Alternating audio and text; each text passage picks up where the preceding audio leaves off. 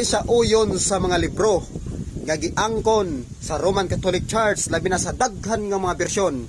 Kining may balita bersyon naghiskot nga ang ikapito mao ang adlaw gigpapahulay, Sabado gayod ang mabasa. Sa Portuguese Bible, Spanish Bible, Sabado, Latina Vulgata, Sabado ang mabasa nga igpapahulay. Labaw na gyud diri. Oh, kini pasyong mahal, di mo kasupak ani, klaro kay ning inyo. Oh, unsay giingon diri? Oh, ang Sabado'y ipangilin. So dapat atong susihon kung bright man gyud ta ka, susihon gyud nato pag-ayo. Unsa ang naa sa Biblia, unsa ang adlaw nga ikapito, wa pay nabasa nga ikapito, mao ang Domingo ang mabasa.